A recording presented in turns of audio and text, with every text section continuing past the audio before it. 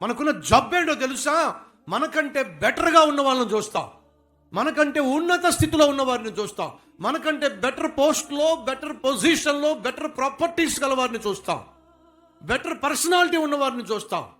వాళ్ళని చూసి మనం పోల్చుకొని వాళ్ళలాగా ఉంటే ఎంత బాగుండేది, వీళ్ళలాగా ఉంటే ఎంత బాగుండేది, ఎంతసేపు ఇదే నా బ్రతుకని చెప్పేసి కంపేర్ చేసుకుంటావు. ఎవరితో కంపేర్ చేస్తావో తెలుసా? నీకంటే బెటర్ పర్సన్స్తో కంపేర్ చేస్తావు, బెటర్ పొజిషన్లో ఉన్న వారిని కంపేర్ చేస్తావు. కంపేర్ చేసి నువ్వు కలిగి ఉన్నదాన్ని అనుభవించలేకపోతున్నావు, ఆనందించలేకపోతున్నావు, దేవుణ్ణి అభినందించలేకపోతున్నావు. నీ జీవితంలో కృతజ్ఞత కలిగి జీవించాలంటే నీకంటే బలహీనంగా ఉన్నవారిని చూడు, నీకంటే హీన స్థితిలో ఉన్నవారిని చూడు, నీకంటే దీన స్థితిలో ఉన్నవారిని చూడు, కటిక దారిద్ర్యంలో ఉన్నవారిని చూడు, అనారోగ్యంతో బాధపడుతున్న వారిని చూడు.